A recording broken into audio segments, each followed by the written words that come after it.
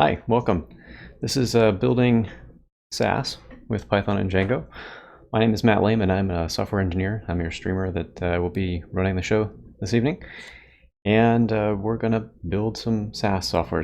That's software as a service for those not in the know of what that expression is.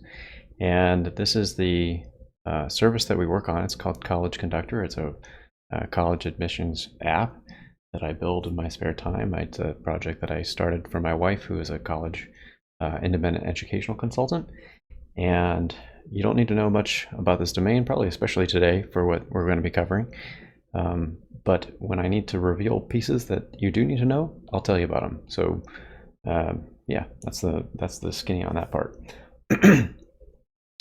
If you want to participate, I have a chat open and I'm happy to chat with you.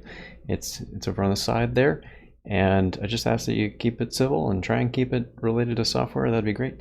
I'm also available to chat when I'm offline on social media at Twitter and other places. My handle is the same as my GitHub handle, which is also the same as my Twitch handle, which is MB Lehman. So you can follow me on Twitter, Twitch, wherever.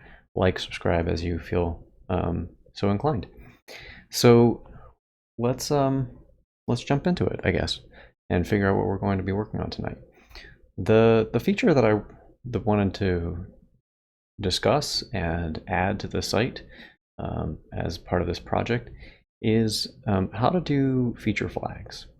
And I guess it makes sense to give an introduction to feature flags before we talk about the specific system that we're going to be adding. Feature flags are a really cool way to control who has visibility to what new features on your site.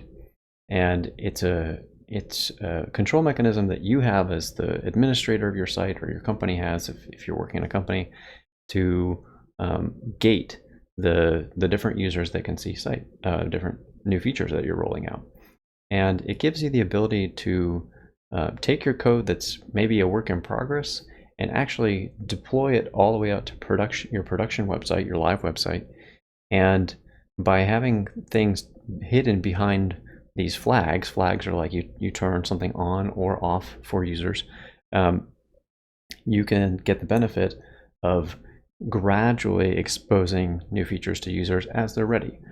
So you can roll out a new feature in small segments, or to a certain subset of users that are beta testing or doing some kind of validation for you to make sure that the feature works for your larger audience. And then you can eventually expose it to your full system, to everyone. So it's a way to prevent you from having code that will sit outside of your main site for far too long and then have the problem of integrating something that could be quite large. Because if you've been doing any amount of software development, you know that the longer code sits away from your system and away from your live site, the better chance it has of having conflicts with other code, getting stale, having a bunch of problems in the software development lifecycle. So we're going to add a feature flag system that is popular in Django to College Conductor, and then we're going to use that system, if we have time, to start working on a feature that I've been using in previous streams, and we'll extend it, but with the feature flag system in mind, just to be able to show off how a feature flag system works in practice. In reality, I don't truly need this feature for College Conductor at the moment, but I thought it'd be kind of a fun project to do to give people exposure to this kind of system. If you want to follow along, I put everything on GitHub. I use the GitHub issue system to put out the work. If someone comes in later, there's the issue that we're working on tonight. Let me just leave a note.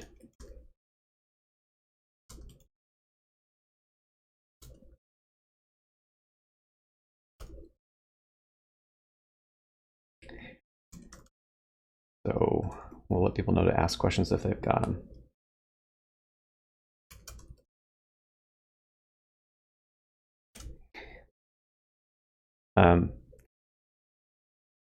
So GitHub is the place where I put down the things that we're going to be working on for Conductor. I normally provide some more details here, but I sort of left it at this high level note for myself of this is the tool that we're going to use. It's called Django Waffle. I'm not sure why they call it Waffle. Maybe it's just a kind of a unique name. And yeah, we'll dive into the documentation to explore the pieces that we need. And then we will add the tool into the site, go through the installation steps and the integration steps to get it all configured properly. We'll test it out to make sure that it works like we think it should. And then we'll start adding it to the specific feature that we're working on, or the specific view that we're working on, if we have time. So let's check it out. So this is Django Waffle. They don't call it feature flags, they call it a feature flipper. That's one term you might see. Another popular term for this kind of thing is a feature gate, is something you might encounter, but they're all roughly the same concept. Maybe there's nuances to somebody out there, but in my mind, feature flag, feature gate, feature flipper, they all mean the same thing. So we want to get started, or I guess we can take a look at why they think Waffle is cool. It's a lot of the same things that I just told you, that it's useful for continuously integrating your code and gives you this advantage to get your features out there. So we'll start by looking at our requirements that are here to make sure that Waffle is going to work for us. The app that I'm building does use Django's auth system, so that's kind of important. So when you use Waffle, flags are tied to individual users. So that's how you can decide, I want to show it to this subset, maybe a group of users that you've identified in your backend, maybe just staff level users, so anybody working on your team that has special permissions on it. All of that ties into Django's auth system. And so they're just sort of saying that if you want to use that aspect of this, you need to be able to have the auth system in place. But the auth system is so common that it'd be well, I don't know. I have not encountered any Django applications that do not use the auth system. I'll put it that way. And then there's some note about what you have to have in your template stuff. So feature flags can also be used in templates, as we'll see. And so it's saying that in order to make that work, you need to have the request context processor installed. So let's do a quick search through the code to see if I have it going there. So I'm going to search for context processors, and yeah, this is my base settings file, and it's got the request context processor. So I know we checked both of those boxes. So if you're assessing this for your own Django application, make sure you validate those two things. So next step. These instructions are old. I would never suggest to anyone use easy install to install Django Waffle. So Django Waffle has been out for many years at this point. It's a very stable product. So I think it harkens back to an era before pip was just the absolute dominant tool. So I know that we're looking at 0.15.1 is the version we want to add. So let's get going. I use a requirements txt file to track all of my dependencies that I use in the system. And we will go down to where Django, I keep it alphabetical. We're going to say Django Waffle. It's not waffles, right? Django Waffle. And I'm going to keep the version pinned at 0.15.1. So pinning is a term used when you set a specific version. An unpinned version would be if I just listed it as Django Waffle. But you want your you want your dependencies to be tightly controlled if you can, so that if a package decides to update on you in the future, and you push out a new update to your site, and your deployment scripts say to install whatever is the latest from a requirements file, if you did not do any pinning, then you would just be at the whim of whatever your third-party packages are. Maybe that floats your boat, but I think if you want your sanity, pinning is a really good strategy. So we're going to do that. And I'm going to go ahead and run the pip command to install that. I'm working in a local virtual environment to do my local testing, and then my deployment scripts will use the same requirements txt file when they install. So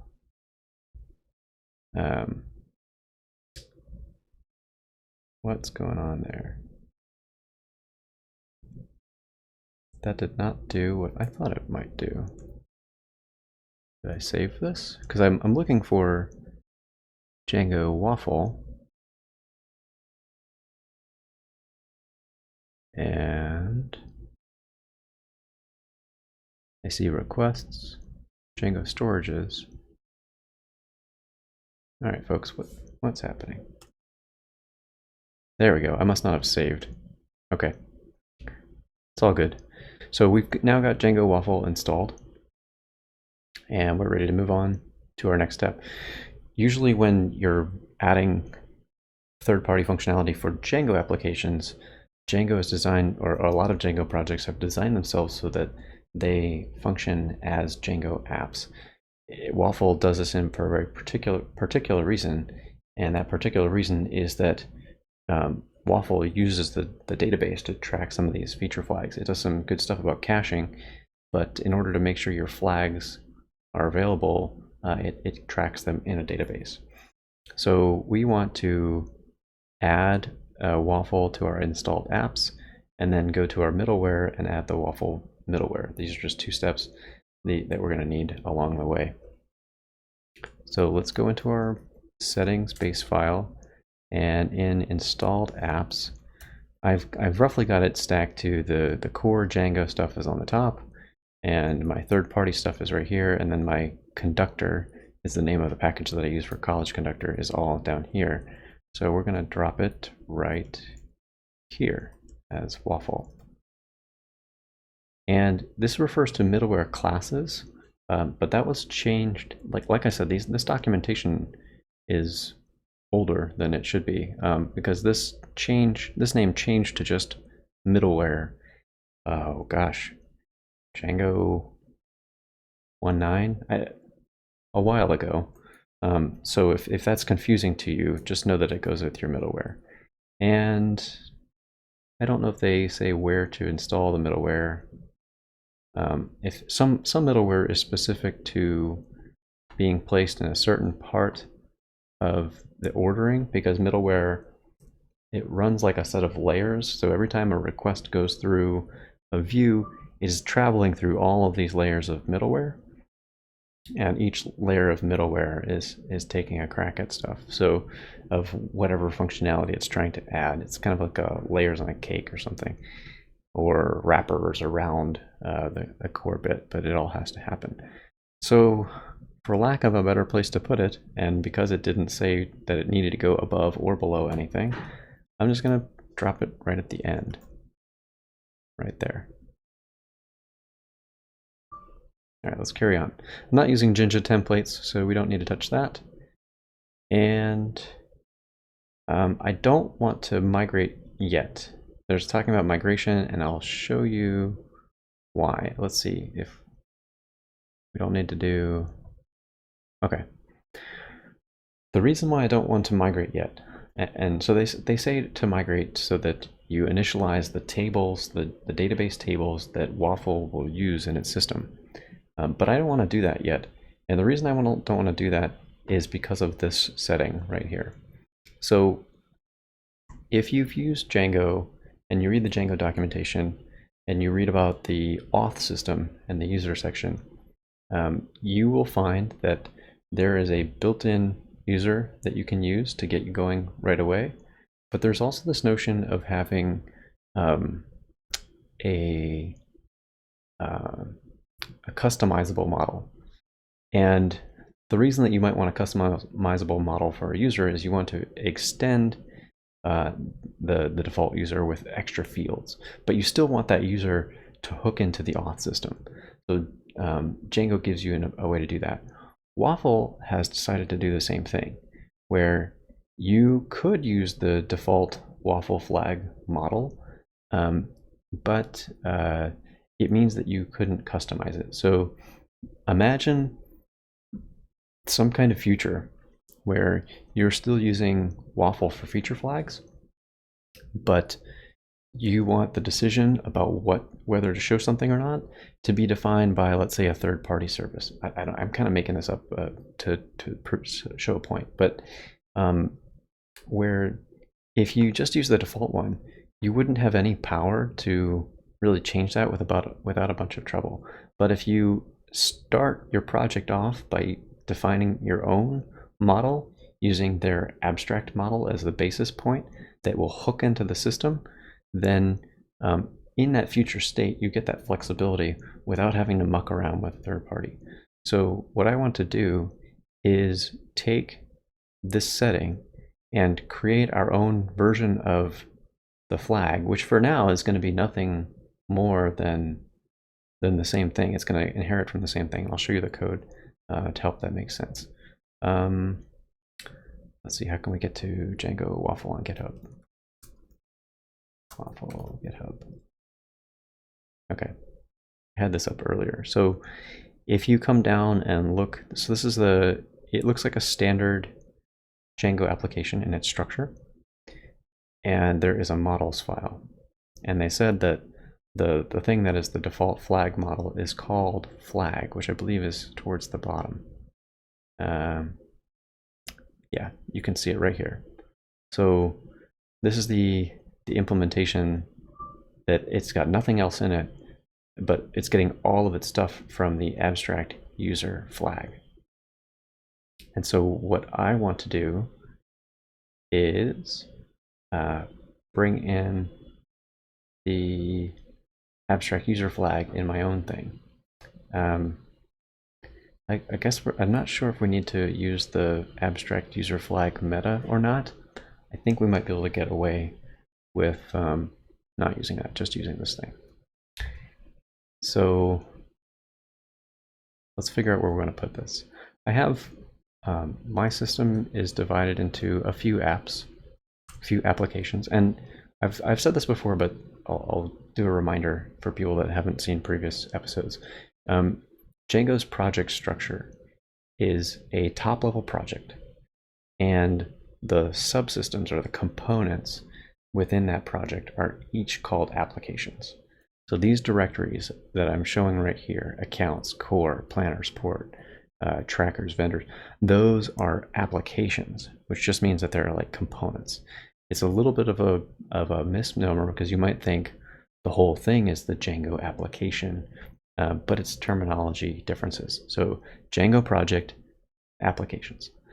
So I was thinking about this earlier of where I'd want this to go, and the best place I could conclude was I want to put it in the core app because it's kind of a cross-cutting feature that flags can be used in any other application, and core is meant to be, if there's common functionality that just needs to be used everywhere, that would go in core. So we're going to come in here, and I want to take the import from Waffle. So this is waffle.models. So we'll say from waffle.models. We're going to import the, I think it was abstract user flag. Let's check that.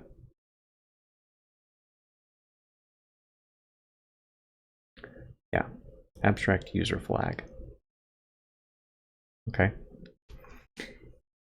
And if I mess this up, this is the nice part about this too. If any part of this gets messed up in this configuration, I'm working locally. I haven't made any sort of change to production site, so it's not like I'm going to break the world by doing that. So we want to add in the class, and I'm going to give it the same exact name that Waffle gave it, and it's going to inherit from the abstract user flag. And I'm going to give it a docstring that says customizable Oh boy. Customizable? That? Help me, Google. Customizable. Able. Okay. Spelling's important. Customizable version of Waffle's flag model.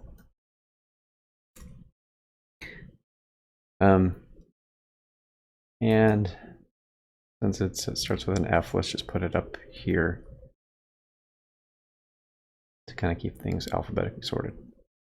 Not really a strict requirement, but useful nonetheless. Cannot find module named waffle.models. Well, that's weird.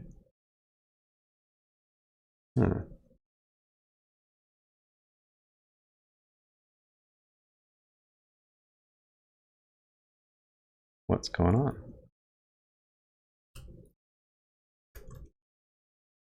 Maybe my editor is just wrong.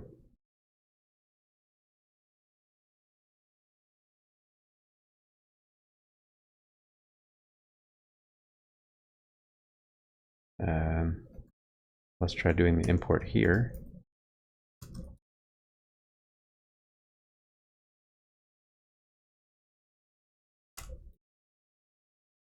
Okay. Oh, I'm not in the Django shell. That's not going to work. So try that again.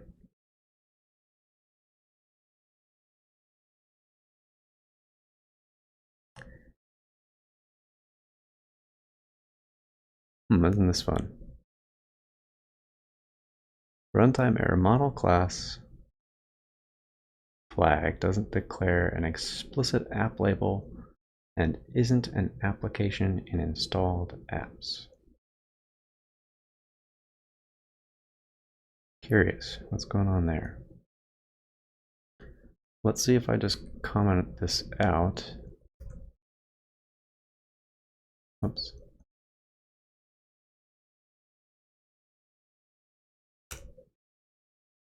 All right, the shell still runs. So, all right, so something is not right yet. What's going on?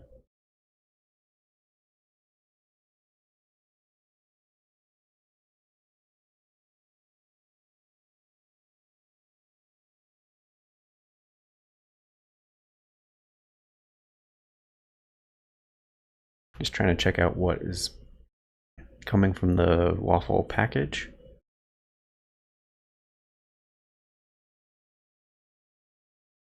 Because we're definitely we've added the app to the settings. That's what's confusing me. Is we've got Waffle right here. So it is now an app, an installed app.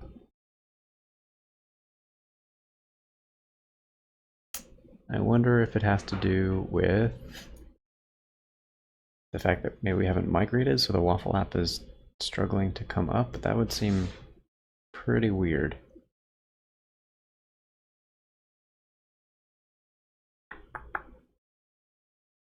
All right, well, let's try and set the settings. And we're going to put, I think I kept things, how did I group things?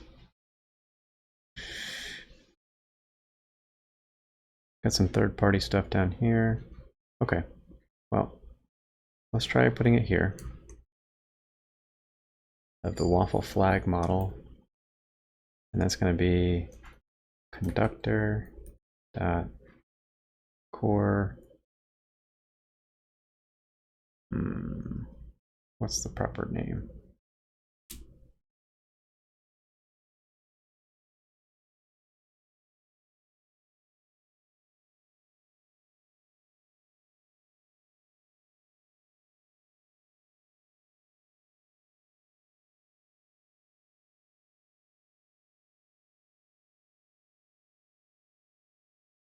Oh, would you look at that? I didn't bring in core. So it was complaining for a very good reason. Sure, this is core config. Nope, it's not. I don't have an apps in here.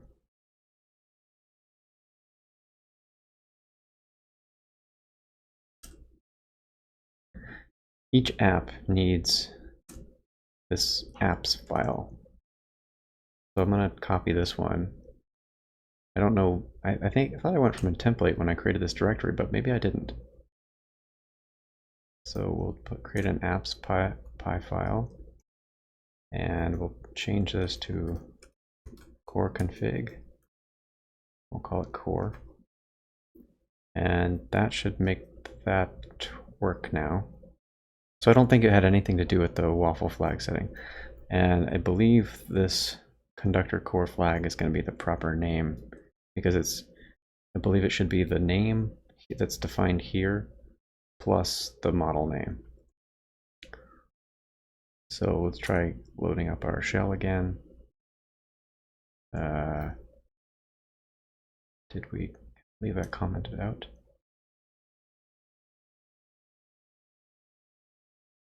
Nope. Okay. And now if we try doing from conductor core models import flag, yeah. And do a dir on flag, yeah. It's got all the right stuff that we expect. Great. Okay.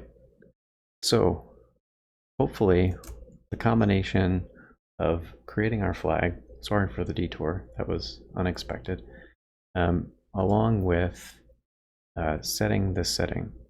I'm still bothered by why this is reporting as that it can't find that module. I'm going to try let's deactivate.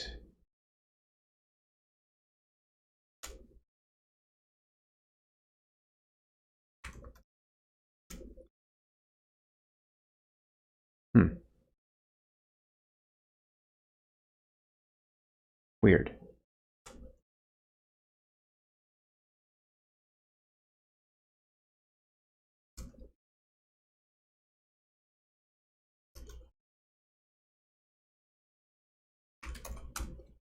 Okay. Vim's just being strange about that. I don't know why. So I think that this should now work. If we migrate, we've told Waffle to use the flag that we care about. So it will probably run a migration. It uses the Waffle stuff. Probably need to make a migration, which will make one for core as well. Oh, no. What did you do, guys? Okay. Let's go to the admin. All sorts of curveballs tonight.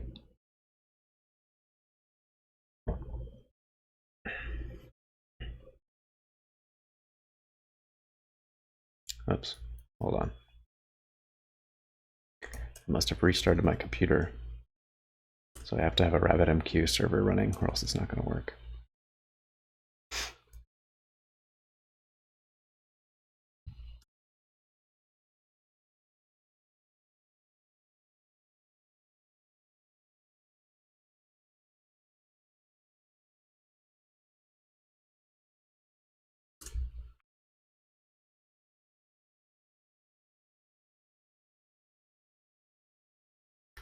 So we're going to log in with the dummy data for this account and check the admin.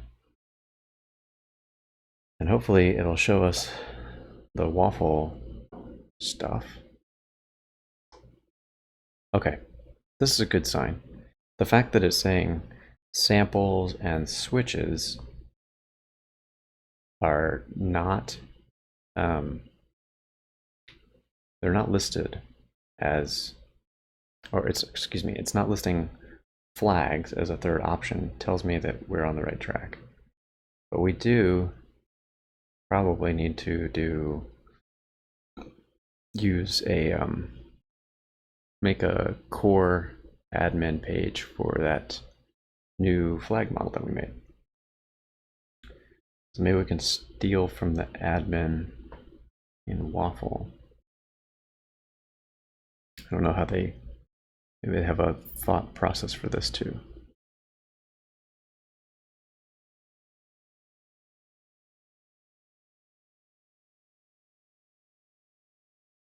Well, they just have a flag admin.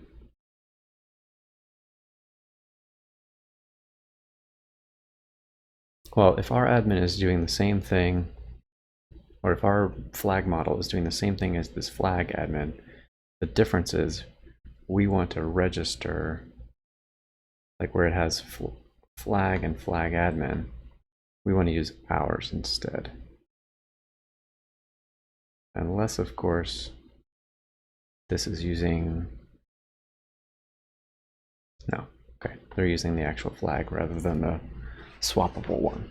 So it seems like this is maybe a weakness of Waffle, is they didn't factor in, like, if you are using the abstract one, you might want to use the same admin interface. Or maybe they had intended to do exactly what I'm planning to do, which is just register the flag admin with your own custom model. So let's turn that off for a second, and we'll go to core, and there's not going to be an admin file, so I definitely must not have made this app from the start project or start application command that you can use. So we'll create an admin, and we're going to say from Waffle admin import flag admin, and we also need to do from conductor core models import flag, which is our version. And where is the admin from? Django contrib admin. So from Django contrib import admin. And then finally, we want to say admin register, oh gosh, I already went blank on it. Site register.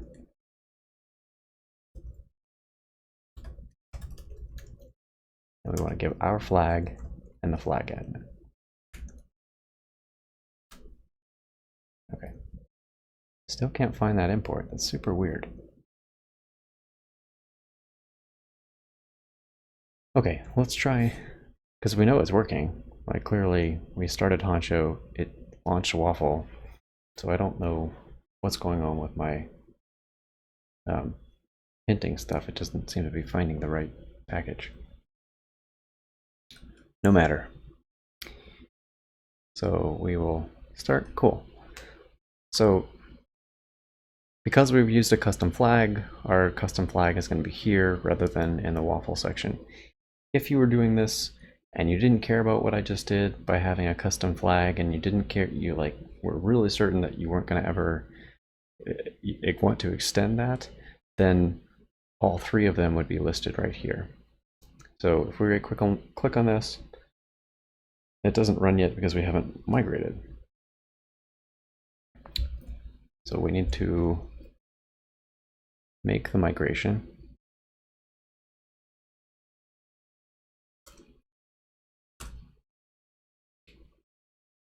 And now it's creating our flag model. So now we can migrate that, which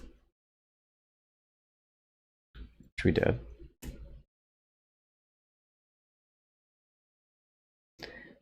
Now finally, if we go back to our admin, hopefully this will all work for real this time.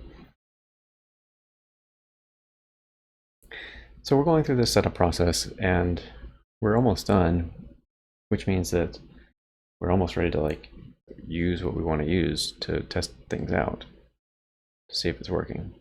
And good, this is exactly what we expect to see. So we're going to create flags eventually, and the process is naming them and using some of this stuff that's listed here, like different groups. And we can go through some of this a little later about how you might want to make different kinds of flags for different purposes. But we've hooked up the admin appropriately. to make that possible, which is all good. So let's get into using it, right? That's, I guess, the next step. So we've configured it. There's a bunch of other configuration options. I looked through them before I started the stream tonight. I don't think there are any others that I really wanted to mess with for now. Some of them are about logging extra information, changing when things are cached, stuff of that nature. So really, this is the only one that I wanted to make sure I covered, because they're very clear. Like, if you don't do it from the initial setup, then you sort of miss the opportunity, because it's going to be pointed at a different database table. And I suppose if you wanted to change it afterwards, it's probably not a big deal. It just means that your production site, if you had a bunch of feature flags already defined, you would lose them, because it would switch from Waffle's predefined flag table to your own. So maybe that's not the end of the world. So you probably could get away with not bothering to switch it out.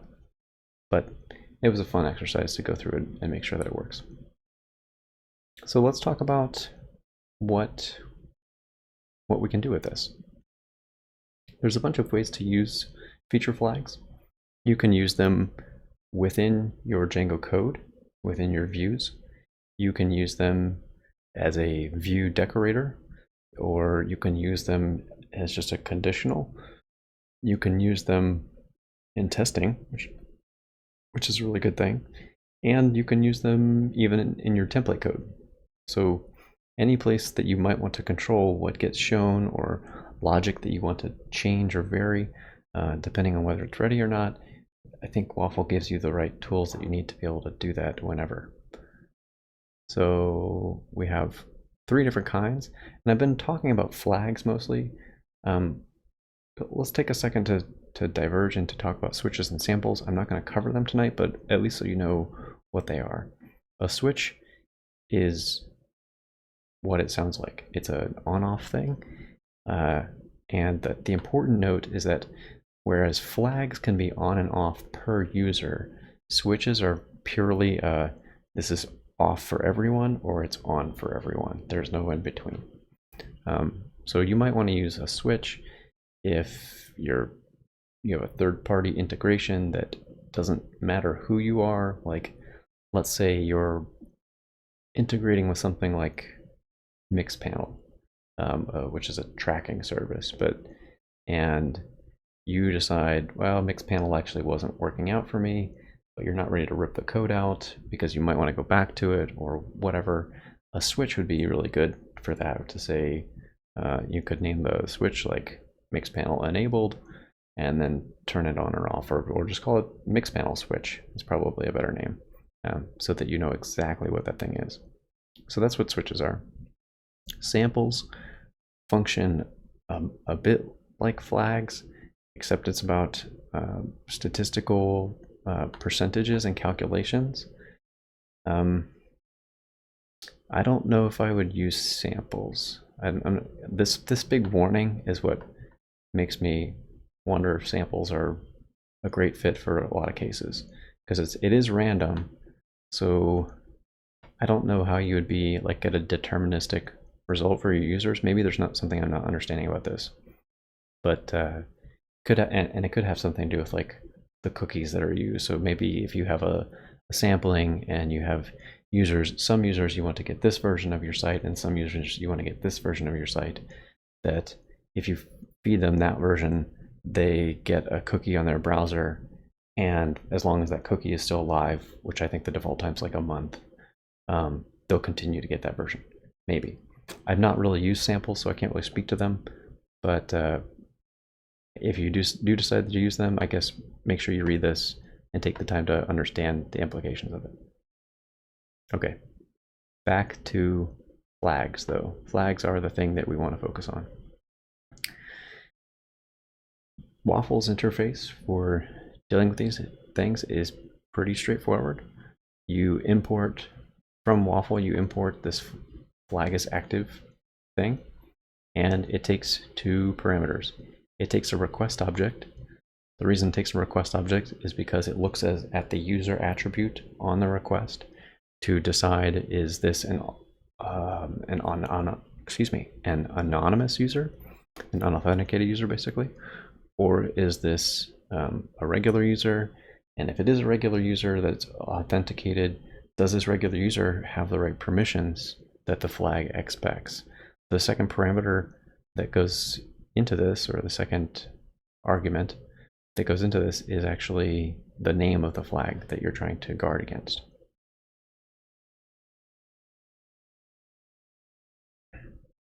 So Waffle runs through this set of questions to determine whether to show something. There are a variety of ways that flags can be set, as you can see. So it's not just is authenticated. You could go based on is it a staff, is it whatever, is it part of a group, is it a specific user. There are other things that you can do. And talks about some of the other options here. So I think the best way that we could try this, well, actually, before we do that, let's look at the templates. That's the other way to use flags, and it's put in its own section. So you can use flags in Python code. You can also use flags. It can create a JavaScript file for you. So if you have, let's say you're running a Vue app or a Angular app or React or anything like that, and you actually need to do feature flags within your JavaScript, the Python side can generate the flags that are in the database and inject them into your page with a script tag so that they're accessible to your application, even if you're making very dynamic content. I'm not doing that. I'm using server-side rendering. So there's also using it with templates, which is what we're going to look at. So you load a templates tagged library, which is the Waffle tags, and then you use it with a new flag keyword or switch or sample, etc. All pretty clear, I think. So let's try creating a flag on the tool page that we're working on in the template just to start, just to see if we configure this right. And then we can move into code and make some modifications to the view that we're working on that I was hoping to get done. And we'll go from there. So I'm going to add a flag. And I'm going to share a convention that I've used at a previous company that I thought was useful, because when you add feature flags, there's an upside and a downside to flags. Flags give you this nice bit of control that on your production site you can say, somebody, whether it's a product team person or your engineering staff, whoever has the control of whether it's time to turn stuff on, can have that nice control in production. But the downside is, let's say you've rolled out that feature that you want to get out there. If you've rolled it out and it's stable and you don't ever plan to roll it back, ever plan to turn it off, you have to at some point remove the flag code. Otherwise all of your code will be littered with Waffle flag is active everywhere. And that's not good either. So there's a cleanup cycle to this too, and that is a cost that you have to recognize if you're dealing with flags. I think it's a worthwhile cost, and it gives you a sense of what has changed recently. But one technique that you can use to make it easier to clean out flags in the future is to give your flags kind of a naming convention. And the simplest convention that I used at a previous company was just to append _flag to the name of the flag itself.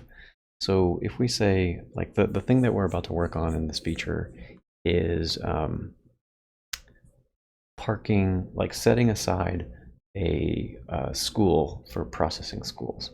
So, and I said I wanted to probably call it parking. So I'm going to say school parking flag. maybe it's not the best name, but it's a name that means something to me. And now we can go through the rest of the form and see and discuss what these things are. When you have this everyone setting, there are 3 on here. There's unknown, yes, and no. If you want to guarantee that this flag is off for everyone, you set this thing to no. Pretty straightforward. If you want to guarantee that it's on for everyone, you set it to yes. Hope you're still with me. Okay, the more special case one is this unknown. So unknown is probably not the best name. It really means like check down further with the other, keep going on the testing checks. So if I left this at unknown, notice the only other thing that is automatically checked. It's this super users option.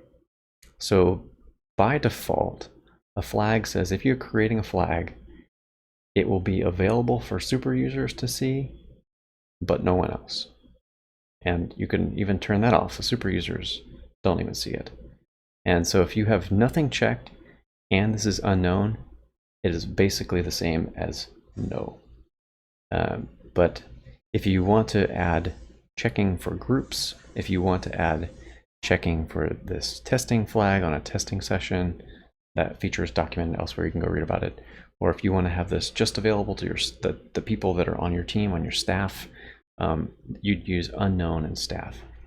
So let's assume for this exercise, since this is a local database and we want to test that this is working, that we're just going to turn the flag on.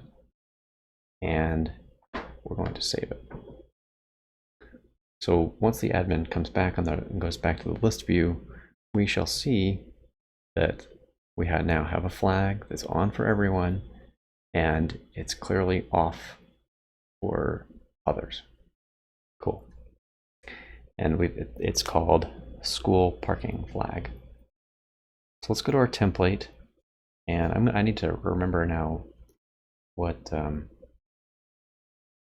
template was. So this is the view that we're going to modify for later, and the template itself is called Trackers Connect Common Apps. Okay, and I guess we don't need that view file open at the moment. So this is a Django template, and we can say loads, and it was Waffle tags is the name of the template thing to load, I believe. Load Waffle tags, yep. And just to prove it, that we got it, let's come down here, right where the heading is defined, and we'll say flag, school parking flag, like that. And we'll end that flag. And I'm going to toss in an else as well, so that we can turn the flag off and toggle it and see both actions. And should be able to see the power of this. So let's just put a big header in there and say the flag is on. And now here the flag is off. And go back over to the site. And the tool was down in here. Whoops, what did I do wrong? Loads, is it load? It's been a while since it's load, oops. So I messed up the load instruction. It's been a little while since I've actually used template tags like this. Load again. Okay, so now it's telling me that it doesn't like our waffle flag model entry. So we've correctly created the flags, but we gave it the wrong name that it doesn't think is valid. So let's go back to settings, base, and maybe it really was just, rather than conductor.core, maybe it's just core flag.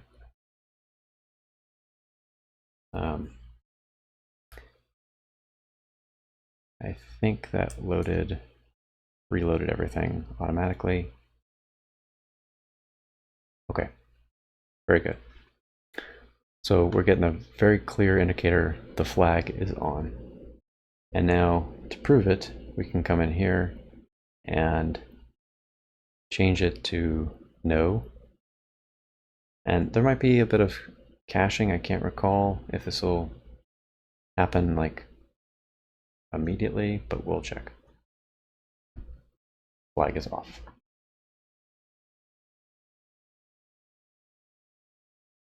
A lot of the time, you don't really use the else condition of a flag. Unless well, okay, I take that back. There are actually cases where that does come up, where like you're changing, like maybe you have the new version of a feature totally replaces some code, and when you turn the new feature on, you don't want to show the old code. So I lied. I was totally off base. If you're doing something that is purely additive, then there's no need for an else branch.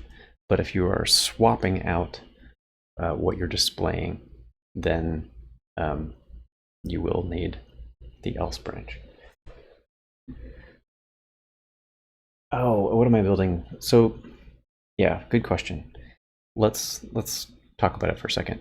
This tool was meant to let me crank through some data for a project that I have to do. And I guess I do need to take a second to explain the domain briefly. I'll try and be very brief.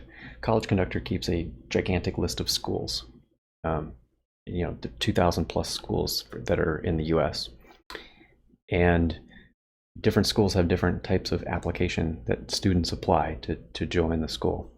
And what I'm trying to track in this app is those different application types and help admissions counselors guide students to this school uses this application type, this school uses that other one. But I need to make those connections myself. So the tool that we're working on is taking one of those application types, which is called the Common App, and it's showing a Common App school that I did from a web scrape, and it's doing a list of here are all the schools in the database that might match that Common App. And you can see this connect button on the side. And the goal of that was I have to go through this process manually and review all of these things to find out that this is the school that needs to be connected to this type of application. It's for making my production data richer. Otherwise, it was going to be an extremely manual process. So the flag that I'm building here, one application to apply to them all. No, let's look at this example. Or actually, let's back up. So this has one Common App school to go. So I did a web scrape of this Common App website, and I can probably even bring that up. And there are something like 800 schools that use this application from this website. It's under this setting. You can get this list of them. So I literally started from this website, and it's got a very browsable structure. And I took each school and I pulled out the name of the school. I pulled out the slug that will let you identify it. So I'm hovering on Art Academy of Cincinnati, and you can see that the URL at the bottom is school/Art Academy Cincinnati. So I pulled out the name of the school and the slug. That's the piece that goes in the URL. And I dumped those into a database table on my side. And so what I want to do is from my list of 2,000 schools, I want to connect which one do you belong to.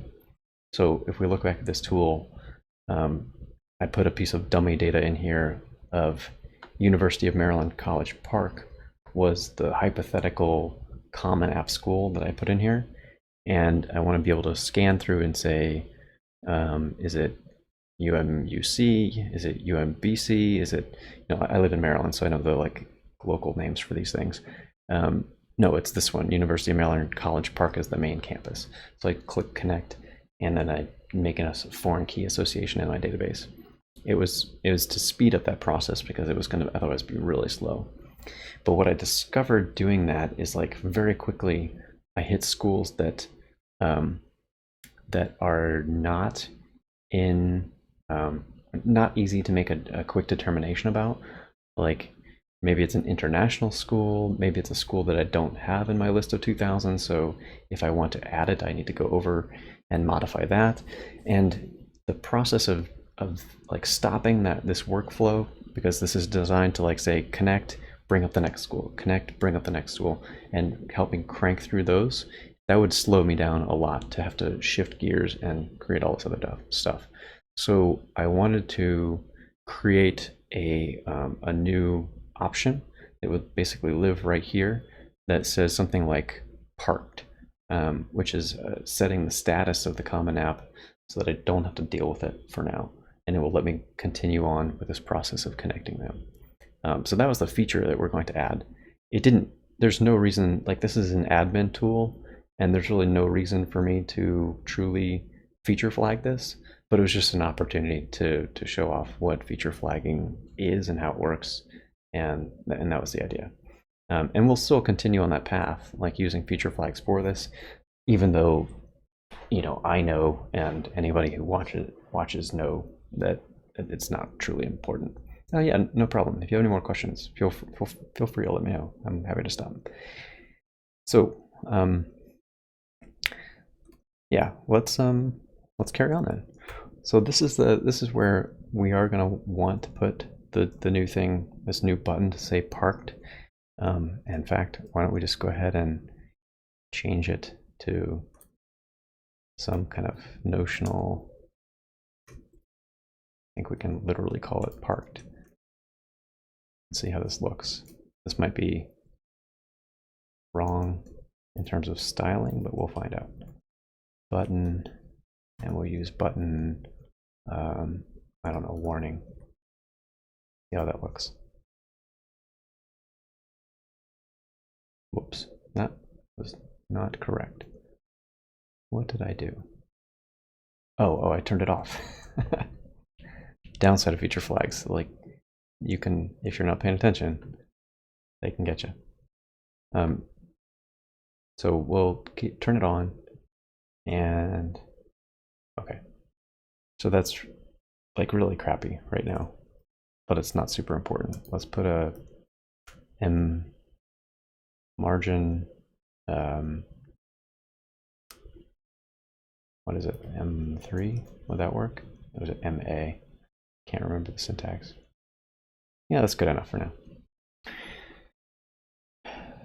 And we'll revisit, like this is going to have to be a form. It's going to have to modify some view, but I'm not ready to modify the actual template to make it the right form yet, because we're missing quite a bit of stuff. And this is an important point. Like not everything needs to be feature flagged. If you're changing logic about your system, like if you're changing from the way one thing works to another, the way another thing works, and only if you really feel that the behavior is changing so much that you need to test the before and after, that's when you'd use a flag. If you're just fixing a bug, fix the bug. Don't bother making a flag if you like write the tests around it and can prove that it works. It's just going to cause you extra work. So flags should be judiciously applied. You can go overboard with flags, but they're a good tool to have. So I think we're ready to look at the views file, and let's save that down there. And yeah, so how are we going to do this? And what is it I exactly want to change? I think I want to have some extra processing, like in the post handling, because, well, am I ready to discuss that? I'll mock up what this will look like. So we would bring in Waffle. So we'd say import Waffle. And in the post handling, we're going to do something like if waffle flag is active, and we have our request object already, and we're going to use the same name that we called it as the identifier. So it was school parking flag. I believe that's what I called the flag. And so this is when it's on, and we would pass like that. And if we want to just have the old behavior, then we can take all of this stuff and do that. So in the old behavior, it assumes that the only option on that page is to click connect on a school. So it's just going to assume that the post that was done is for that path. In the new version of this, there's going to be a couple of paths. There's going to be a path that is for that parked button, and there's going to be a path that is for the scenario when you clicked connect. I don't think that I'm ready to actually do this part right now, because we need to go back to the actual model. So getting into the models, we're going to see why. As we're going to talk a bit about the domain and what's going on with the statuses. So when I did the web scrape from that common app site, there I put everything in this default status of pending. Pending means it has not been processed by me, it has not been reviewed, it has not been connected to a school, so some action needs to happen. When I click the button, actually I can show this part. When the button is clicked for connect, I'm also setting the status to tracked, because the notion of tracking is that the common app school, the common application, is connected to the school in my system. That association has been made, so it's tracked, it's done, it's ready to go. There are schools on the common app site that I am just not interested in tracking for whatever reason. Like maybe it's a school that I think is so niche that it didn't show up in my list of 2,000 schools, because I searched for a lot of schools and 2,000 were kind of like the top 2,000 most popular schools in the US. So if a school is still not showing up in that 2,000 list, I'm probably going to question, well, does this really belong or not? And also, the school set that I have is US centric. So there are a handful of international universities that use the common app, and I'm just going to set them aside and say, I'm glad people go to school there, but my audience for College Conductor is US based. So that's these two are kind of terminal states for this. Well, I guess all three of these are terminal states for saying this has been processed and I'm done with it and I've made a decision about it. And then this fifth state is kind of a weird one of like, what happens if I had a school that was tracked and then the school itself ultimately decides it no longer wants to be the common app. Don't worry too much about this one.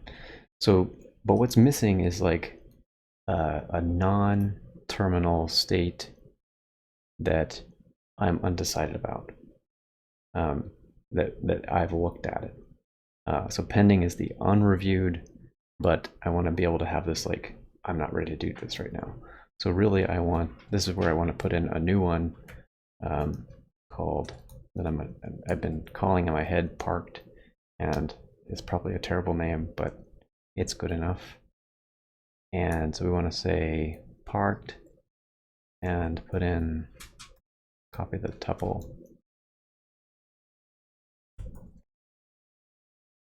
So this will give a new option for the common app that will allow us to make the form have that button actually go to something that I care about. And before I get too far, let me stop there and make a commit. So I'm not going to add, I just modified the trackers models file. So let's add conductor core, and the template's not ready, so that's not what we want, but we also want config and requirements. And I think that's everything that we need. Let's check it out. I want to have a sole commit that says this is the Waffle commit, basically, the introduction of Waffle. So we added our, and it gives us a chance to review too. So in our admin file, we added our flag admin for our custom flag model. We went ahead and configured the core app to be an application that's used by the system. There was an initial migration. So because the flag model inherits from the abstract user flag model that's in Waffle, it gets all of these different fields on it, which is exactly what we want. This is our definition of the flag model within core. There's our configuration adding Waffle to the mix, whether it's either in the installed apps or in the middleware. And there's our setting to use the flag model. And there's the introduction to the requirements. So I think that's all the pieces that were needed to add Django Waffle to the site. So if you needed one commit to look at, I've got a little bit extra in there for my personal stuff, but it gives you a good idea of everything. So let's commit that. And it failed because it needed to do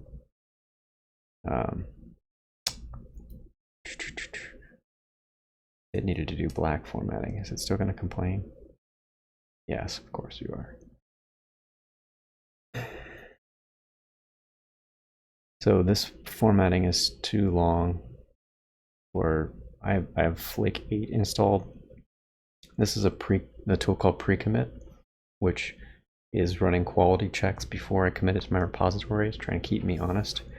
And so I think there are two pre-commit checks that I run. One is for Black, which is a code formatter tool that lets me do whatever I want and then cleans up the style into a pretty consistent way. And then Flake 8 is a tool that checks that is my code conforming to the style guidelines that are defined in the PEP 8, which is the Python style guide. But the Black tool will sometimes generate stuff longer than 88 characters, which is what Flake 8 is complaining about. So I'm going to go into those and say, I don't care, because this is a generated file. It really doesn't matter to me. So core migrations, row 1, and it tells us the lines that are complaining. And we're going to say, I'm going to use this magic get out of jail free card of no QA, which tells Flake 8 to basically be quiet.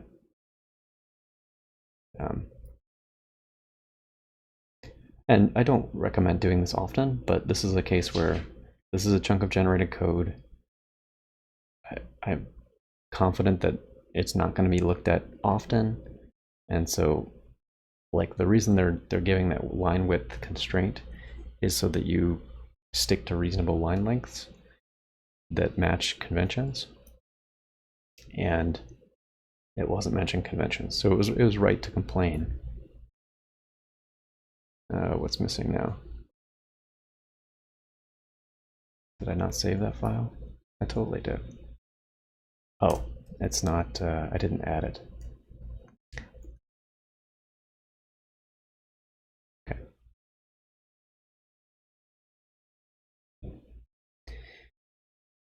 So everything will finally commit this time.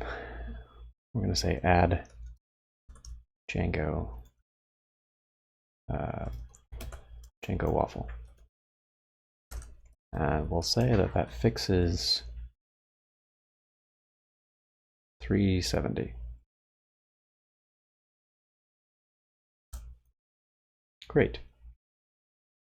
Now I'm debating carrying on versus stopping. Maybe we'll do the final model change that we care about, and then we'll call it a night. And next stream, which won't be next week because I'm running a Python meetup next week, but the next time that I do stream in a couple of weeks, we'll come back to this and finish off the flag usage, so you can get a sense of how it works after it's all been deployed and brought into bear in like tests. And there's a bunch of other stuff that we're just not even touching on. So let's close this file. Let's go back to the models file, and we've got our new parked status. And even though we're technically not changing any of the database fields, the columns that go into the database table, adding a new status choice is going to cause a migration in Django's migration system. So if we run manage, make migrations, we'll see there's a new one for alter field status on Common App Tracker. And in case you're like concerned, like what is that doing? I think it's just updating some state. What is that doing? I don't actually know why it generates it, because if we do this, if we say manage SQL migrate, and then we say this is the trackers app, and we say 0003, which is the thing, the migration itself, it dumps out all the SQL that it would execute when updating the database. And you can see here, there's nothing here. It's double dash is a comment in SQL syntax.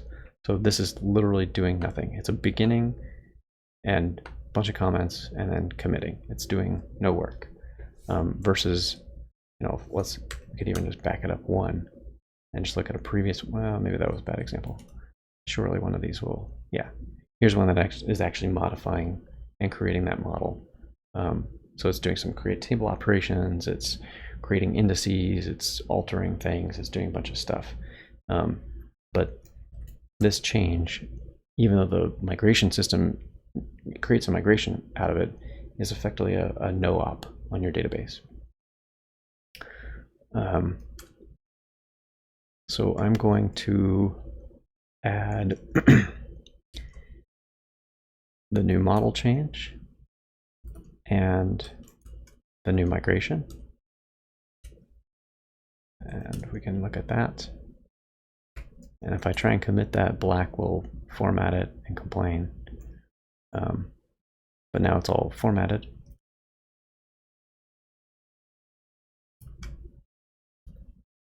I could have done that from my editor, but it was just as easy to let pre-commit do it. So again, now you can see that it did the formatting. It made these all line up and all pretty and nice. And we'll commit this. And this is adding a parked status to Common App Tracker. And it's for the other issue that we're working on, which was modify Common App tool for 368. This is the actual thing. So if anybody's interested in going to read about the details of what we're changing, that's the issue that we're working towards. So I think that's a good enough stopping point for now without getting too carried away. What did we do tonight? We read quite a bit of documentation to go over Django Waffle, learned that there are some hiccups with adding a custom flag model, and I guess I discovered that it's not really clear that if you want a custom admin or to use a Django admin for that flag, they don't really mention that you have to add that as well, or maybe I just didn't see it when it was talking about the custom flag stuff. But in the end, we got Django Waffle added. We also talked through why you would use feature flags, how they're beneficial. And although we didn't see that put to practice exactly, we did kind of poke at it and showed what happens when a flag goes on and off to show the effect of what's going on. So that's where we're going to end for the evening. You're welcome to catch up with me on Twitter or follow or subscribe here on Twitch if you want to know when I'm streaming next time. I do take this content and put it out on YouTube as well for if people want to reference it. So it should be a pretty decent resource to show how to get Django Waffle installed into a Django app. I hope you found this useful. Again, I'm streaming in 2 weeks. And if you have any questions, let me know online and I'd be happy to answer them. Have a good night.